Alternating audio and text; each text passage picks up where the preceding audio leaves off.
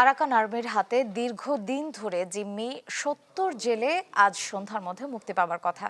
আরো জানাতে কক্সবাজার থেকে যুক্ত হচ্ছেন আজিম নিহাত, যাচ্ছি তার কাছে।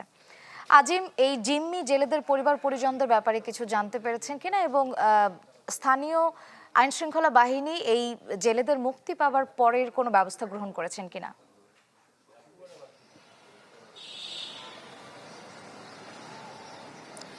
আমরা যেটি দেখেছি যে কিছুক্ষণ আগে, অর্থাৎ এখন থেকে 2 থেকে 3 মিনিট আগে, 5টার দিকে তারা মিয়ানমারের যে রাখাইন রাজ্য সেখান থেকে এসে টেকনাফের যে জেটি ঘাট রয়েছে সেখানে এসে পৌঁছেছেন।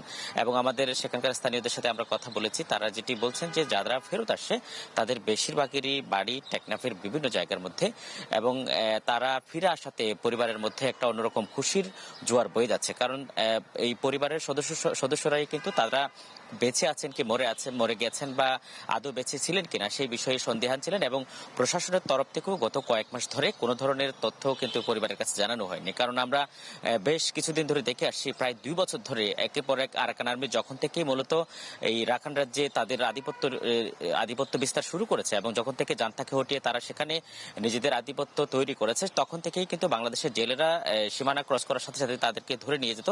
এবং বাংলাদেশের যে নাপ নদী যে জায়গাগুলো রয়েছে সেখানে অনেক সময় মাছ ধরতে গিয়ে প্রায় সময় দেখা যায় জোয়ারের ঠেলায়, অনেক সময় জোয়ারের চাপের মুখে তারা ওপারে চলে যায় এবং তখন তাদেরকে সেখান থেকে নিয়ে যায়। এবং এখন পর্যন্ত বলা হচ্ছে যে মিয়ানমারের আরাকান আর্মির হাতে 2 শতাধিক বাংলাদেশি জেলে অবরুদ্ধ রয়েছে, এবং সেখান থেকে আজকে প্রথমবারের মতো 70 জন তারা আজকে বিকেল 5টার দিকে টেকনাফের জেটিঘাটে এসে পৌঁছেছেন।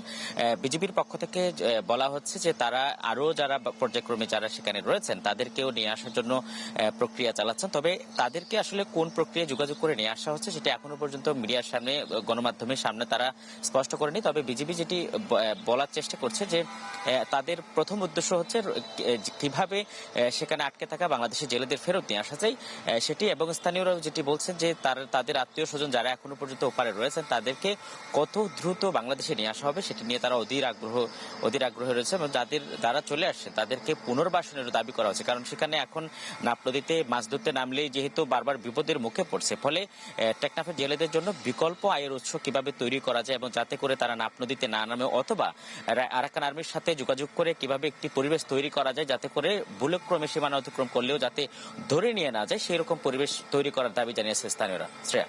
ধন্যবাদ আজিম। দর্শক, আরাকান আর্মির হাতে জিম্মি জেলেদের মুক্তির ব্যাপারে জানতে সরাসরি যুক্ত ছিলাম কক্সবাজারে।